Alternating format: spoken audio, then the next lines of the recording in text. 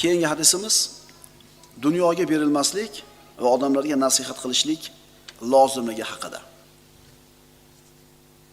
Insonni dunyoga mukkasidan berilishi, unga sig'inishi, ya'ni unga ibodat qilish darajasida qarashi, butun fikri mol va dunyo topishlik, to'plash g'amida bo'lib qolishlik islomda qoralanadi. Innal insana la yatgha ar-ra'ahu istaghna. Albatta inson to'yonga ketadi, qachonki uni boyganligini ko'rsin. Puli ko'paygandan keyin, pul uni qo'lida emas, qalbiga kirib qolganidan keyin bu pul uni dunyoda tug'yonga ketishligiga sabab bo'ladi. Endi musulmon kishini g'am tashvishi bilan yashash, musulmonlarga yaxshilikni bir ravo ko'rishlik, bu maqbul amallardan sanaladi. Man asbaha dedilar Rasululloh, man asbaha falam yahtamma bi amril muslimina falaysa minhum.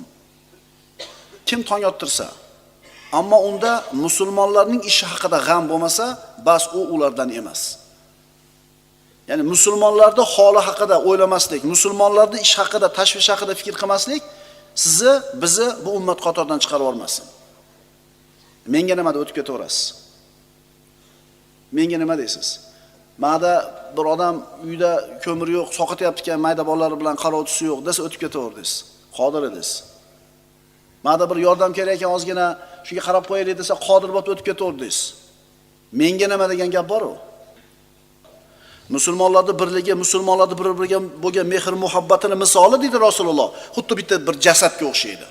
Agar bu jasaddan bitta a'zo og'risa, jasadning qolgan a'zolari saharlik bilan, istima bilan, uyqusizlik bilan bedor bo'ladi. Ta'assub bizni zamonimizga kelganda mana shu hadisga amal qolmadi. Kerak bo'lsa akasi qiylanayotgan bo'ladi, singlisi qiylanayotgan bo'ladi, xotirjam o'tiraveradi uyda. Bilmay qopmiz deb qo'yadi. Senga aytish kerak edi. Alloh taolo senga shu davlatni, shu mansabni, shu quvvatni nimaga bergan edi? Boshqalarga bermasdan urug'ing ichida, imini senga beruvdi. Sen shularning holidan xabar ol deb bergan edi. Seni eshiging tagiga yordam so'rab keldimi? Yordam berding. Faxrlanma. Bu sen uchun or. Bu nomus sen uchun. Chunki eshiging tagiga kelib so'rashlikkacha indamay turding. O'zi nima qilishing kerak edi aslida? Sen xabardor bo'lib turishing kerak edi. Biz umumiy musulmonlarning holini aytmayapmiz hali, o'zini jigarlarini aytyapmiz, shunaqalar ham bor. Kim tong ottirsa-yu, unda musulmonlarda g'ami bo'lmaydigan bo'lsa, bas u kishi musulmonlardan emas. Rasululloh aytadilar, Imom Tabaroniy Mu'jamul Awsatda keltirilgan hadisida, "Man asbaha wa hammuhu dunya falaysa minallohi fi shay." Kim o'y fikrlari, maqsadi dunyo bo'lib tong ottirsa, unga Allohdan hech narsa yetmaydi.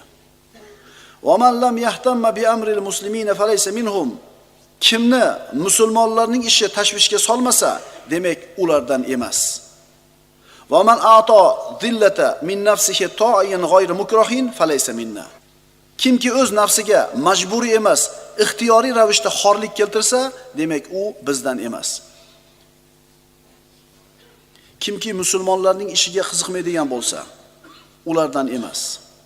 Kimki Allohga, uning rasuliga, uning kitobiga, uning imomiga va musulmonlarning ommasiga nasihat qiluvchi holda tong ottirmasa va oqshom tushirmasa, demak u bizdan emas. Odamlarni haqqa yetaklashlikni tushunaylik.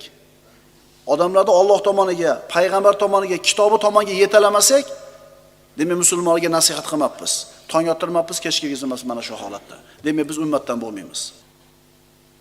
Eng kamida mana shu ish yaxshi emas birodar, qilmay shu ishingizni deya olmayapsizmi?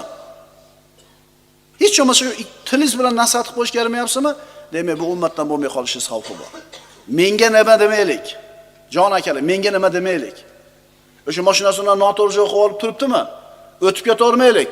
Endi anida ochib turib, chekkaga chiqarib qo'ying mashinangizni, og'ayni deb qo'ying, shu ham bo'lmasa nasihat bo'ladi. Siz gapingizga quloq solmas, 2-3 ta odam aytsa-chi, 4-odam gapidan uyalib chekkaga chiqadi. Biz menga nima degan narsaga kelib qolganmiz. To'g'rimi? Hozir dunyoga berilmaslik haqida gapirildi. Endi dunyoda tark qilmaslik mutlaq. Tarki dunyo qilish va rohiblik haqida. Islomda birodarlar, dunyoga mukkasidan berilib ketishlik qoralangani kabi, dunyodan voz kechib tarki dunyo qilishlik ham qoralanadi. Payg'ambarimiz sollallohu alayhi vasallam aytganlar: "Man tabattala falaysa minna." Kim tarki dunyo qilsa, bas u bizdan emas. Tarki dunyo nima endi? Bola chaqa qilmaslik, uylanmaslik, imorat solmaslik, jamiyatdan ajralib olishlik. La rahboniyata fil islam. Islomda rahboniyat, tarki dunyochilik yo'q. Payg'ambarimiz sollallohu alayhi vasallam aytganlar, Ali ibn Abi Talibdan, "Iyyakum va libasur ruhban, fa innahu man tarahaba aw tashabbaha falaysa minna." Rasululloh aytdilar, rohiblar libosidan saqlaning. Kimki rohiblik qilsa yoki ularga o'zini o'xshatsa, demak u bizdan emas. Tarki dunyo qilib bo'lmaydi. Musulmon odam jamiyatda to'laqonlik a'zosi bo'lishligi kerak. Din ishlarida oldida, tijorat, dunyo kasb-ko'ratda ham oldida. Bizda ajoyibda bittasini qilgan ikkinchisidan qolib ketib qoladi. Ilm o'qib, bir taqvo qilib, odamlarga haqda nasihat qilgan qarasangiz, dunyo maydonida hech narsasi yo'q.